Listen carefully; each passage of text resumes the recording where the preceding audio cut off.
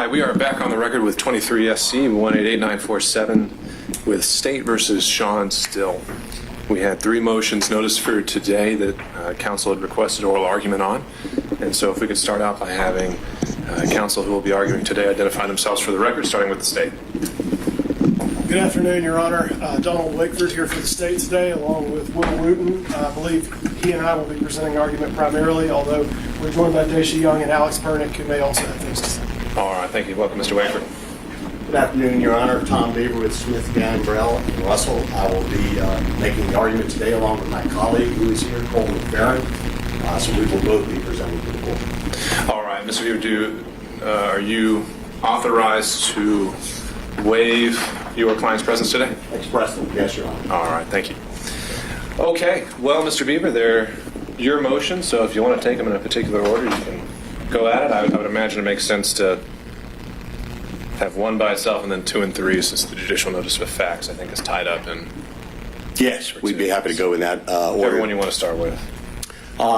We will start with the ones that cover the issue of public officer, as well as the lien document issue, as well as then the jurisdiction issue with respect to the Secretary of State and also the Governor's office.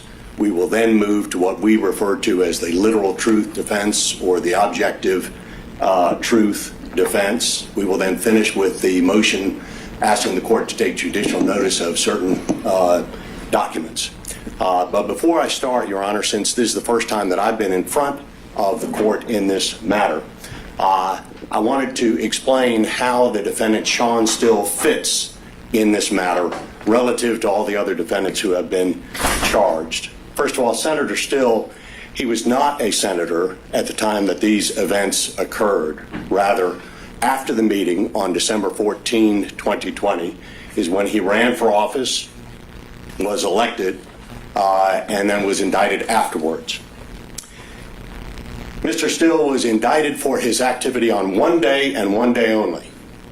The meeting on December 14, 0 beforehand and 0 afterwards.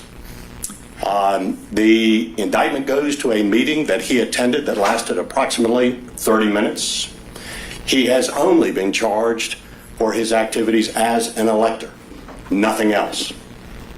His RICO charge and the 8 substantive counts are all with respect to assembling peacefully with other citizens for 26 minutes precisely, listening to information about a lawsuit seeking redress from the government in terms of the outcome of the election.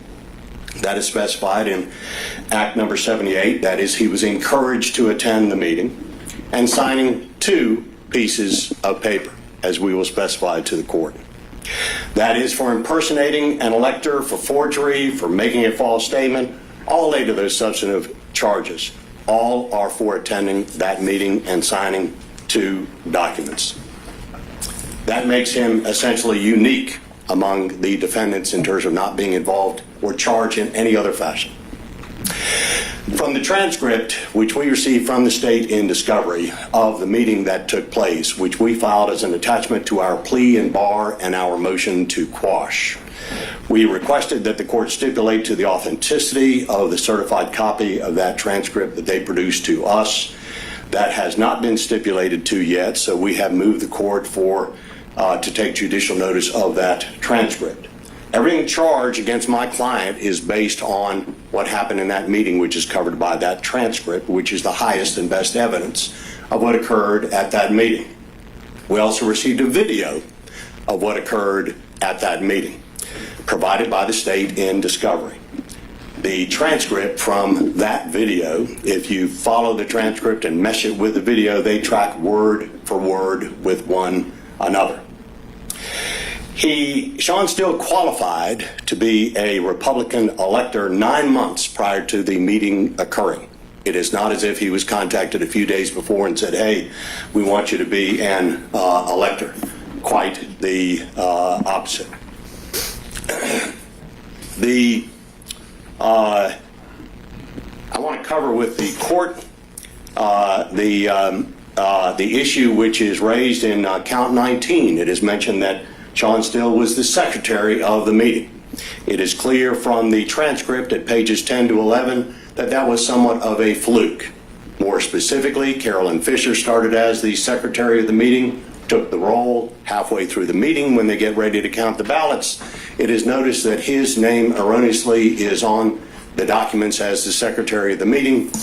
The chairman of the meeting, Mr. Schaefer, makes a motion for him to be named as secretary. That motion passes. He accepts the position as secretary, and the balloting starts. That's how he became secretary, so they did not need to reprint the paperwork that was being shown at that meeting.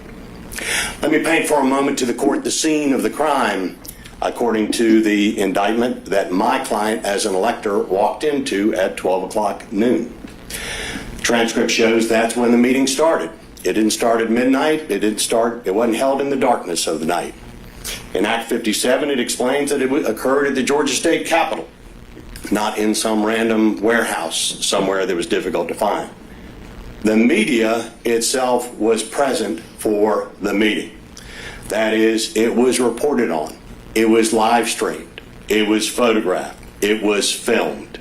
In fact, the whole world was watching this meeting. As is described in Act 158 and also Count 40, there was a court reporter there in the room. That's what my client would have seen when he came into the room. It was pretty clear that nothing was being hidden, just like the court reporter who is here today.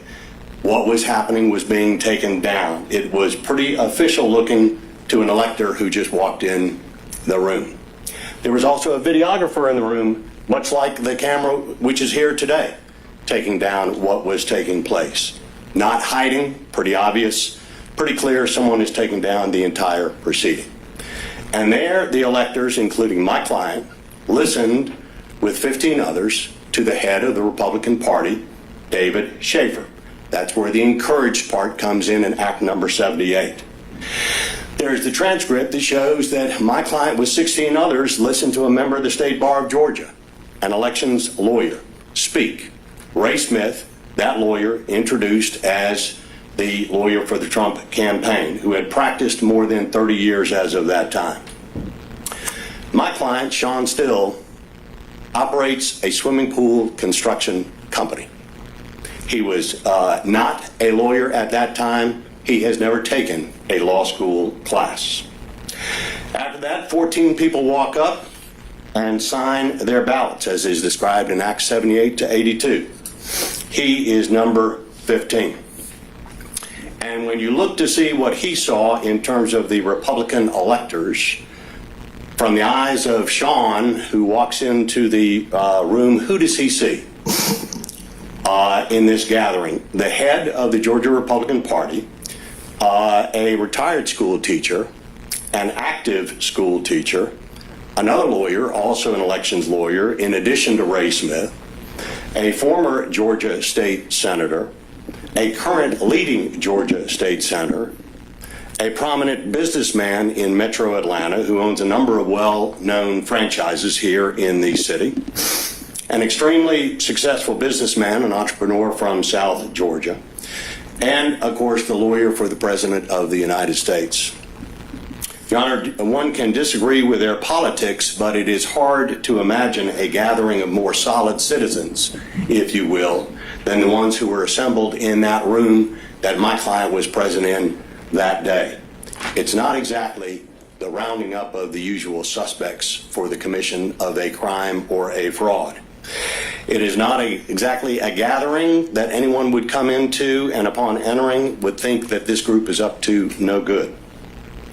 It is hardly your normal setting for a racketeering act, and it's hardly your normal setting to think that a fraud is being perpetrated. So what is it that is actually said to Shawn, as well as to the press, prior to the ballots taking place? From the transcript, number one, the lawyer confirms that the elector nominees, and this is what they were referred to as, that they were there to cast their ballots for president and vice president to be used in the event that the vote flipped from Democrat to Republican.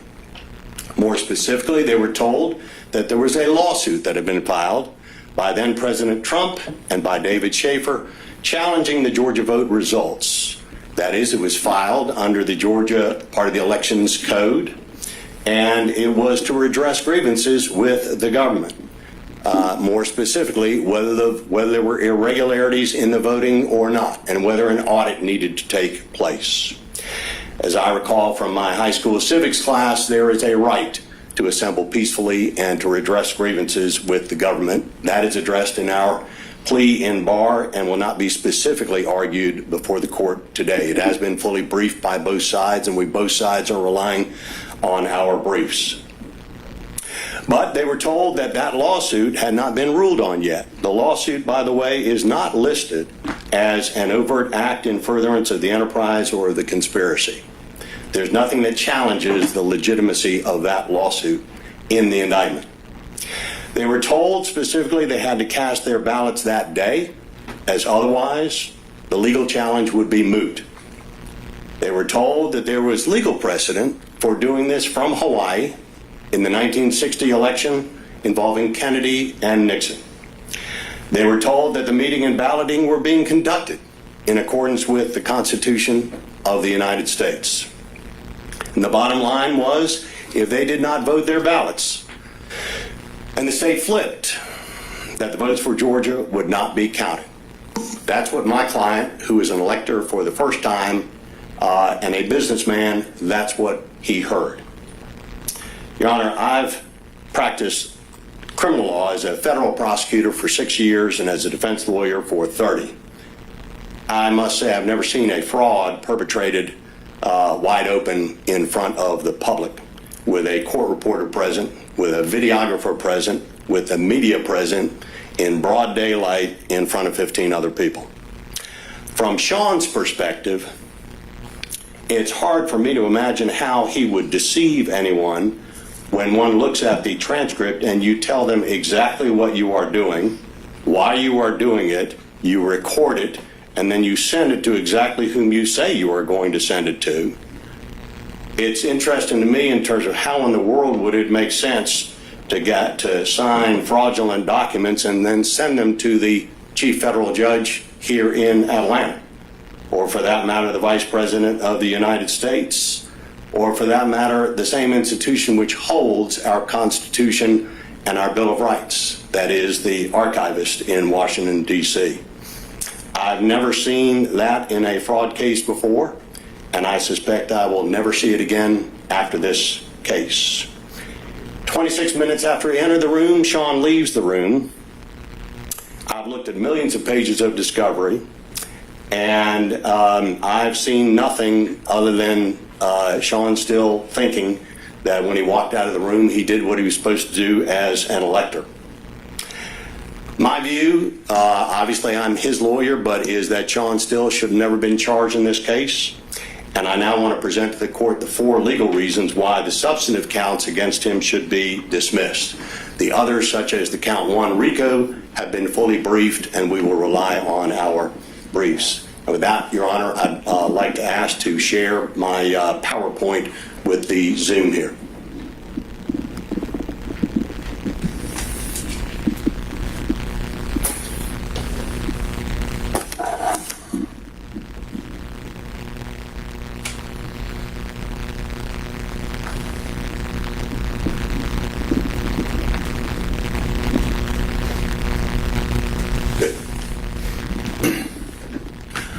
Your Honor, as I said, the first argument in our demur is going to be the one on public officer.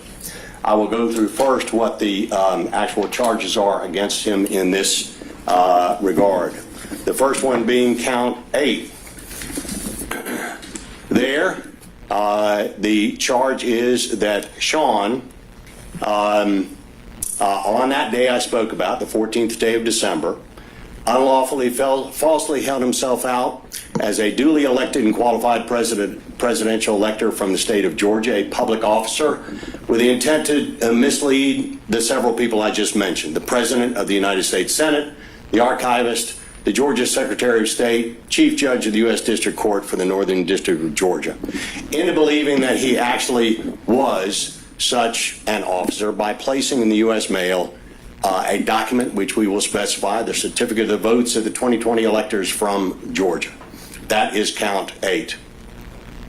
The charge itself, OCJA 16-10-23, states that a person who falsely holds himself out to be one of 3 categories, a peace officer, or, this is the key, other public officer or employee. It's the other public officer we're going to fight about, with the intent to mislead another into believing that he actually is such officer, commits the offense of impersonating an officer.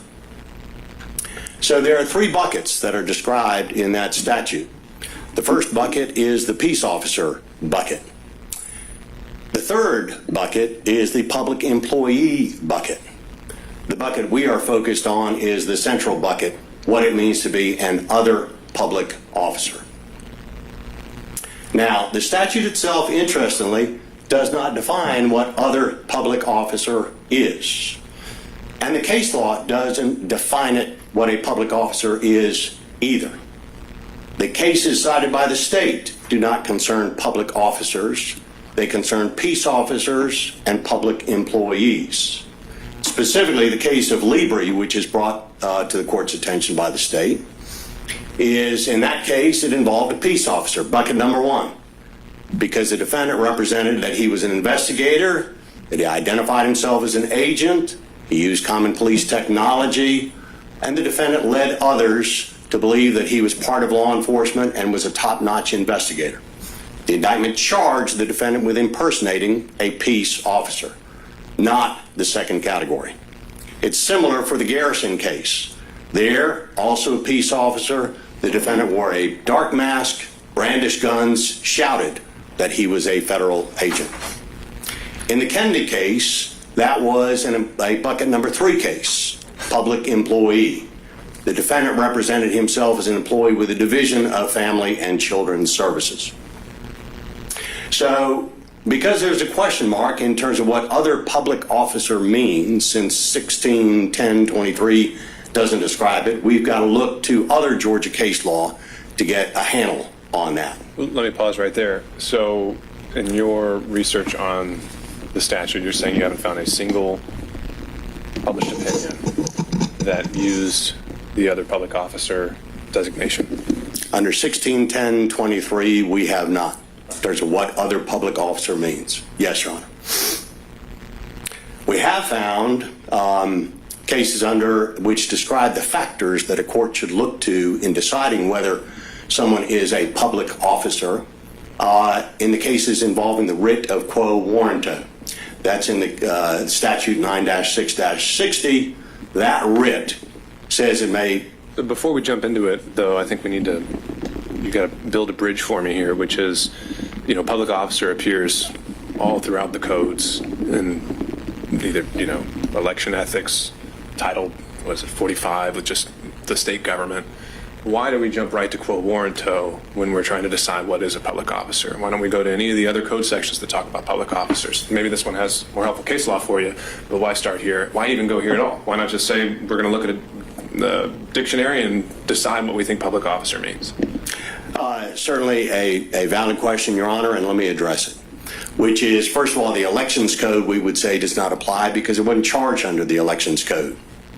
And there were plenty of elections code charges that could have been used. Not one of them was used. So the definition, if you're not going to charge it under that statute, our position would be, then you don't use the definition of public officer under that statute. Quo warranto is a civil action. They haven't brought a petition on it.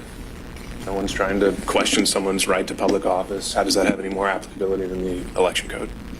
Well, we would say, Your Honor, that because it lays out what the factors are that the court should look at, that we think that that's where the court should go in this case in terms of approximately 5 factors. And I agree with you that there seems to be a more developed body of case law with factors and the test and things we can look at when it's come up.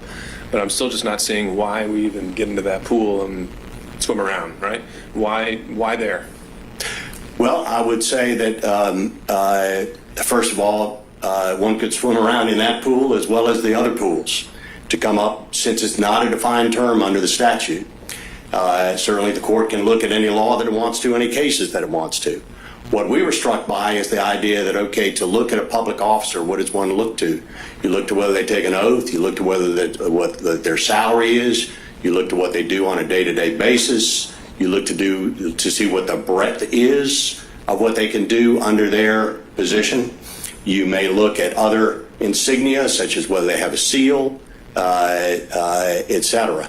But our thinking... And does that then, though, what that causes me to worry about, though, is if we're going to start here, and if the standard is just we can look anywhere to figure out what else a public officer is, again, it comes up in all sorts of different titles all over the code section. Can we be confident we've done a survey of every single title and every single little body of case law defining a public officer? I mean, before we consider quo warranto, do we then have to consider them all? And I don't even have any idea of what that might even look like. Well, it's certainly an appropriate question, Your Honor, and if the court wants us to do a briefing after this hearing today where we look at these other areas and lay them all out for the court, we can certainly do that. But there are two things that I would call the court's attention to, this being a criminal case. One is that when you are is that a person to be charged with a criminal case needs to have fair notice of whether what they are doing is a crime. So if there's a debate under this statute on impersonation as to whether an elector, in this case one of the Democratic electors, is a public official or not, it's not fair for a client such as mine, who runs a pool company, to be in the dark whether he's committing a crime if he sought to impersonate that public officer. Now, going back one step simply here is that it's pretty clear from the transcript that he and others were being told this is only going to be used in the event that that lawsuit of Trump and Schaefer is successful. But hypothetically, if you're the same client and the question is, are you impersonating a public officer, it's clear if I impersonate a peace officer that's wrong. That's intuitively wrong. If I walk into a room and make it out as if I'm being a peace officer, everybody knows that I have certain things that I can do to them as a police officer. Okay? If I hold myself out to be a judge, everyone realizes a judge has certain things that they can do to them. If you're a public employee for many positions in the state, there are certain things that come with that, like the example, I think it was Garrison, where you've got a, maybe it was the other case, but it's where you have the Department of Health and Human Services, they can take your child away. Okay, that immediately puts somebody on alert. But if someone is told, well, you know, I'm an elector for president and vice president of the United States, it's not clear that if you're impersonating that person, that they fall in the category of a public officer. It's not clear that that person is a public officer at all. For most people, they don't even know what an elector is. So notice is one thing. The other thing, Your Honor, is that if the law, if all of Georgia law is looked at to see what a public officer is, and it is unclear, then in Georgia law, the rule of lenity would apply in a criminal case. You can't put a man into the penitentiary when it's unclear whether he's committed a crime or not. Now, I know the state has taken the position in the past in other parts of this case that the rule of lenity in Georgia only applies to sentencing, and we absolutely disagree. The rule of lenity applies both to sentencing but also to charging, because again, nobody in Georgia would want a situation where someone's being charged with a crime and it's unclear whether it's even a crime. So that's our problem with that middle ground of other public officer. When you've got clarity on peace officer, you've got clarity on employee, but you've got a unclear area of what a public officer is. And the case that, as you might imagine, is our favorite case is the one, the case, it's just an old case, it's still good law that finds that it's that a grand juror is not a public officer. And they look at the same factors as we would look to with respect to the different things I just mentioned. And if I may just skip ahead to point out to the court what those, identification with the government would be another factor. But in this chart, we compare the two of grand jurors and presidential electors. This is the McDuffie case. Both are created by statute. A presidential elector is also created by the Constitution. Both receive simply a stipend. I know the state takes the position that the $50 for the one day that the elector serves is a salary. We say no, that's a stipend. The duration for a grand juror is only a few days. In the federal system, as the court knows, that may last for 6 months. For an elector, it's 1 day every 4 years. The scope of the duties are set by law. We know for grand jurors, they indict people who have violated criminal statutes. For a presidential elector, they meet and cast a ballot on a single day and don't really even have a say-so who they're going to cast it for. Everybody who's a Republican in 2020 cast it for Trump. Everyone who's a Democrat cast it for President Biden. So there were two things, though, that in the McDuffie that the court looked at in terms of the public office, and that is the element of tenure and the element of duration. And they found that lacking with respect to a grand juror. And we were urged, Your Honor, that tenure and duration are lacking also in the instance of a presidential elector. That is our presentation with respect to public officers. We can go to the next point unless you want us to take a break and have a response from the state at this juncture. Yeah, I think that makes sense.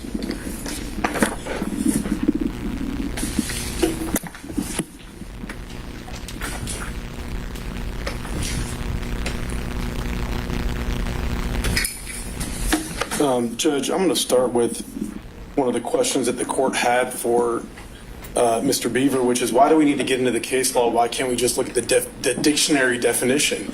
And it's a great question, and it's something that our appellate courts do all the time. And so I'm going to start with the dictionary definition of a public officer. And I'm going to give you two. I'm going to give you the Merriam-Webster dictionary definition, which is a person who has been legally elected or appointed to office and who exercises governmental functions. And then I'm going to give you the Ballantyne's Law Dictionary definition, which is, of course, a little bit more in depth. An incumbent of a public office invested with certain powers and charged with certain duties pertinent to sovereignty. Such an officer is required by law to be elected or appointed, who has a designation or title given him by law, and who exercises functions concerning the public assigned to him by law. And so we agree with the court. That definition tells the court all it needs to know. These two definitions kind of tell the court at least a starting point. And so... And not to get too in the weeds, but I might have to. Do you know if those were contemporaneous definitions, those dictionaries at the time the statute was passed? I don't know that, Judge. Those are the definitions as of today. I don't know that. I can check. But kind of turning to those factors, and many of these factors are very consistent, if not identical, to the ones that are set forth in the Quo Warranto cases that the defense relies on. Again, we don't think that that body of case law is applicable here for the reasons that the court pointed out. But even if it is, they support our position. So let's start with the election requirement. Before we get into it, the Quo Warranto part of it, do you agree that you haven't been able to find a case that applied this other public officer designation of the statute? I haven't looked at that specifically, Judge, because I haven't pulled the indictments on these cases, so I can't say for sure what the charging language is. I don't know. I'm more than happy to try to pull those indictments and find out and submit them to the court. Well, and we may not need to just do the indictments if they made it clear in the opinion itself, but if that makes a distinction at all. But let's say that they do not, and we can't explicitly say, hey, here's a case that applied to other public officer.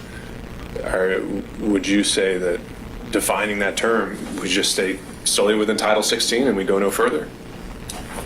Well, I think when the appellate courts have looked at something like this, the question is, what does the term mean to a person of ordinary intelligence? And so, there's a lot of things you can look at. You can look at the election code, I guess. You could look at the Quo Warranto cases. You can look at the dictionary. But public officer isn't some complex, arcane term. It's something that I think most people would understand the meaning of. It's a person who holds a public office. It's not complicated. So I don't think, just because there's not a case that says this is what public officer means, or there's not a statute that says this is what it means. for purposes of 161023, that doesn't mean that 161023 we can't use that statute to charge. I mean, I agree. I don't know that there's one that comes to mind, a case that comes to mind where it's explicitly defined. But again, these are words that people of ordinary intelligence understand the meaning of. And so I just want to briefly dig into kind of using both the dictionary definitions and, for whatever it's worth, the Quo Warranto case definitions, because I think that they all show that presidential electors are public officers. So number one, they're required to be elected under Georgia law. OCGA 21-2-10 says at the November election to be held in the year 1964, and every fourth year thereafter, there shall be elected by the electors of this state persons to be known as electors of President and Vice President of the United States and referred to in this chapter as presidential electors. So they're required to be elected under Georgia law. That same statute, OCGA 21-2-10, gives them an official title. They have functions concerning the public, so government functions that are assigned to them by law. That's in OCGA 21-2-11. It says the presidential electors chosen pursuant to this code section shall assemble at the seat of government of this state at 12 o'clock noon on the day which is or may be directed by the Congress of the United States, and shall then and there perform the duties required of them by the Constitution and laws of the United States. And so, it's defined under Georgia law, and then Georgia law references any additional duties that are provided by federal law. The 12th Amendment says exactly what presidential electors have to do. By law, they have to meet in their respective states. They have to vote by ballot for president and vice president on behalf of the citizens of the state. They have to tally the votes. They have to sign and certify those tallies. And then they have to transmit them to the seat of the government of the United States, directed, of course, to the president of the Senate. And I think there's been some implication that presidential electors, don't have any discretion, that they just are ministerial, that they just rubber stamp what the outcome of the popular vote is, but that is not true in Georgia. Some states do have laws that require presidential electors to follow whatever the popular vote is, but in Georgia, that's simply not the case. There is no law that binds them to vote any particular way. If a, Democratic presidential elector in 2020 had wanted to vote for Donald Trump, they could have. If they wanted to vote for, Daffy Duck, they could have. So this idea that they just serve a ministerial administrative function is not true. They're charged by law with exercising their jurisdiction or their discretion to cast a vote on behalf of the people of this state. Again, and we acknowledge in our written response that the compensation is small. It's $50 plus, per diem and mileage. But there is a compensation that's provided by law. That's at OCGA 21-2-13. For what it's worth, the election code refers to the office, quote, office of presidential elector in multiple places, primarily in code sections, it's in 21-2-132A and 21-2-132E. Both of those deal with nomination of electors or nomination of candidates for the office of presidential elector.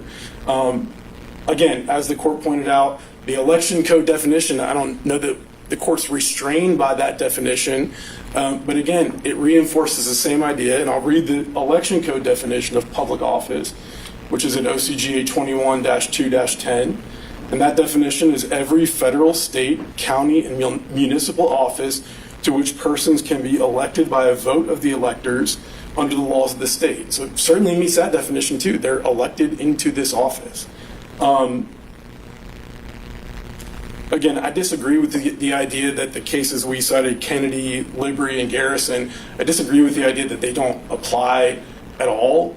I think that they certainly represent that our appellate courts have kind of interpreted the application of 1610-23 in a broad way. This court's heard arguments that, and not necessarily just in this motion, but other defendants who have argued this issue, that 1610-23 only applies to police officers. That's not true. We know that because of Kennedy. We've heard that they have to be real officers, of an actual officer, and we know that that's not true because of Libby. We've heard that they have to be state officers. We know that that's not true because of Garrison. And so in each of the cases where, there's something other than just a police officer and a person is convicted for impersonating some other office, our appellate courts have upheld those convictions repeatedly. Again, we don't believe that the Quo Warranto cases apply, but if they did, I think that they, again, support the conclusion that presidential electors are public officers. And I would turn specifically to the Brown versus the state case, 266 Georgia 44. I believe it's the most recent Quo Warranto case that was cited. I can't say that for certain, but it's a 1995 case, and it sets out basically two requirements. One is that the person has a designation or title given by law, which that certainly applies here. And two, that they exercise a government function assigned by law, which our code completely establishes those two things. Additionally, from Brown, the conclusion that someone's a public officer is not altered simply because their duties are narrowly confined. So just because presidential electors meet one day, I don't think that that's of any relevance.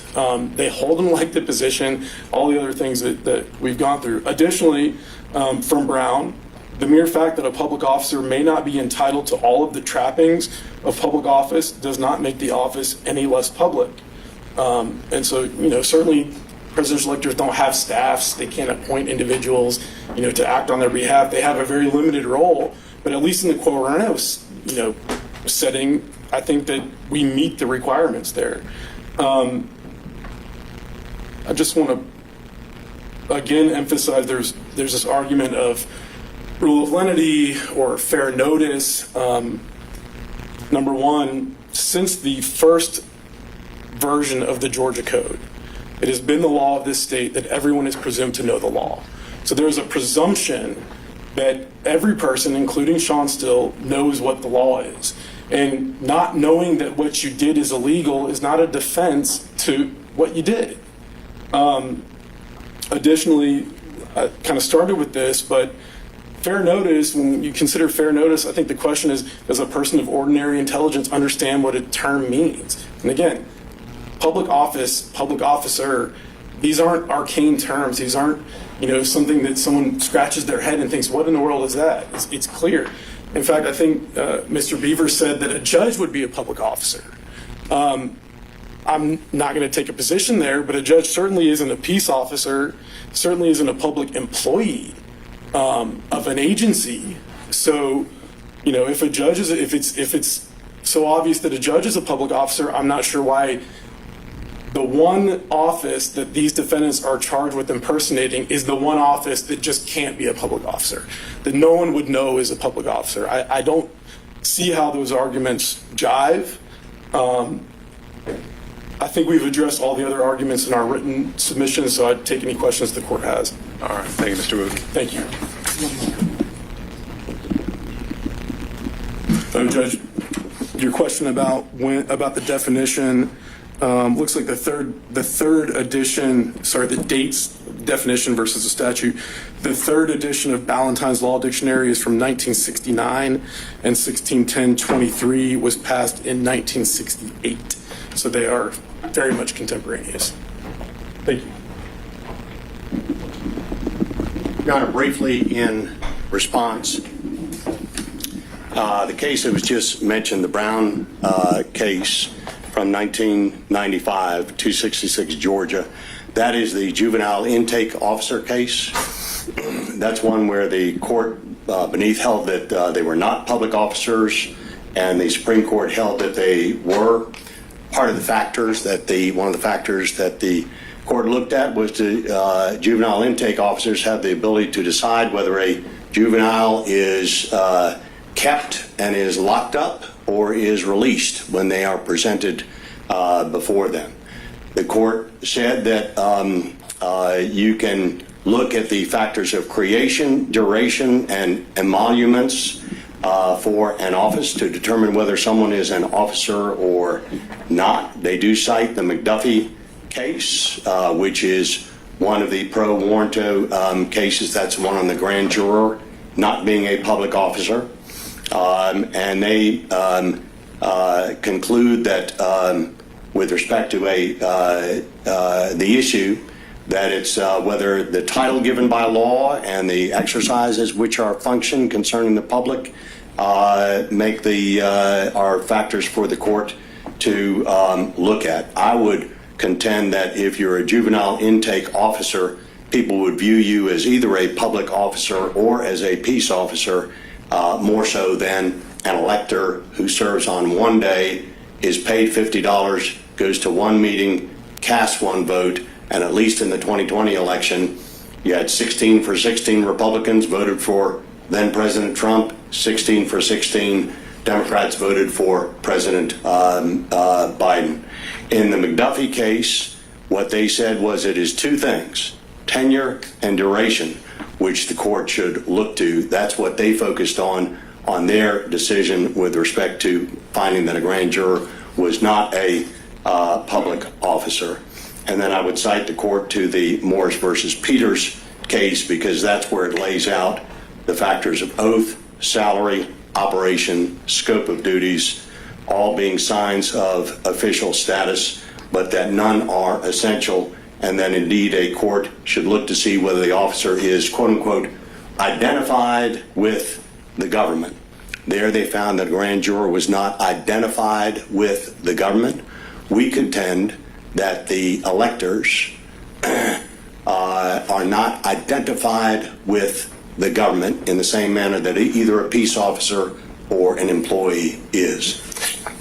With that, I will move to our argument, Your Honor, next on documents.